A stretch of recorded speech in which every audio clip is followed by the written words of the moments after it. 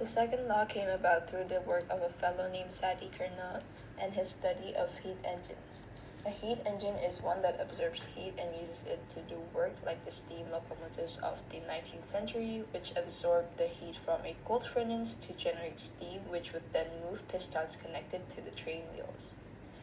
And entropy is a term that represents the inevitable partial loss of heat engines' ability to do work, and it is a statute function measured in joules per Kelvin, and it will be represented by the letter S, capital S, and the change in entropy is given by heat over the Kelvin temperature for a reversible process, and the mathematical ramification of this expression that the change in entropy is zero.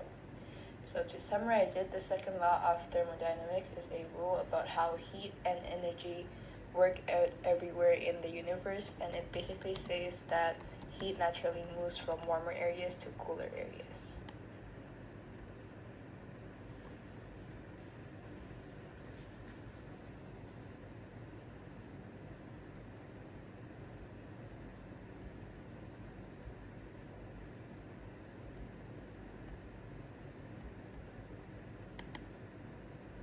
And now for the third law of thermodynamics, absolute zero. In a system, when temperature decreases, internal and kinetic energy decrease. When it gets very cold in the system, the particles in the system come to a complete stop, and there is no more kinetic energy, which means there is no temperature, and this is called absolute zero. At absolute zero, everything is in a solid phase. The entropy of any crystalline substance at absolute zero will be zero. It is impossible to lower the temperature of any system to absolute zero in a finite amount of steps.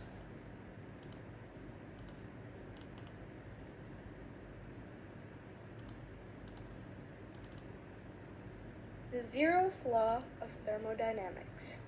Just like Newton's law of motion, the laws of thermodynamics has a first, second, and third law. But later in the development of the field, a more fundamental law is added and dubbed as the zeroth law. It deals with thermal equilibrium.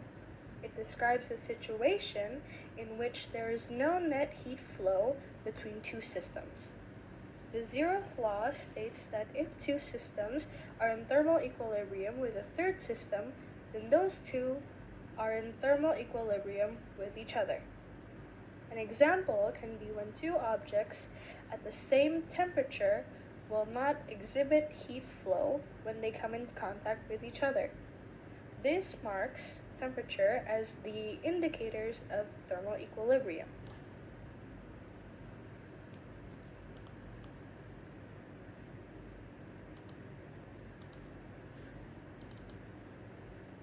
So today we're going to explore about the fascinating world of gases, and it's going to be break down to two key concepts: kinetic molecular theory and ideal gas laws. So I am covering the video of which was the kinetic molecular theory and its postulates. So now, let's discuss about the main rule for these particle parties. So, it says that all gases are made up of these very teeny tiny particles constantly bouncing around. The first one are non-stop movers. These particles are always on the go, zooming in straight lines until they bump into something. The second one is a mostly empty space. The space between these particles is mostly empty, like a giant playground with a very few toys.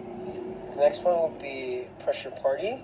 When these particles collide with the walls of their container, that's what causes and creates pressure, and more collisions or faster moving particles, which means a crazier party and higher pressure.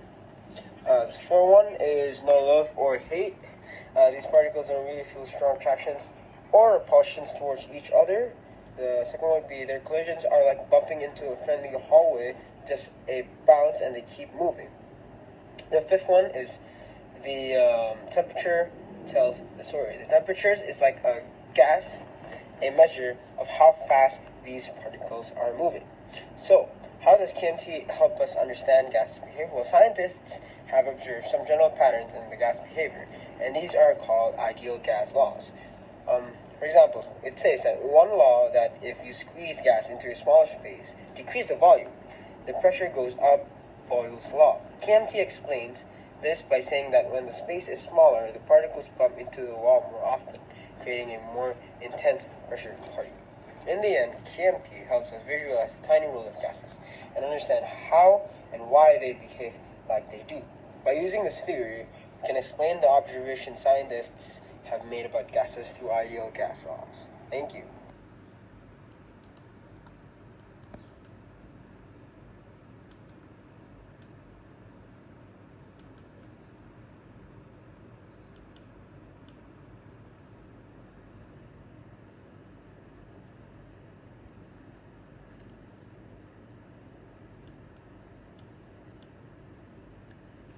Hooray!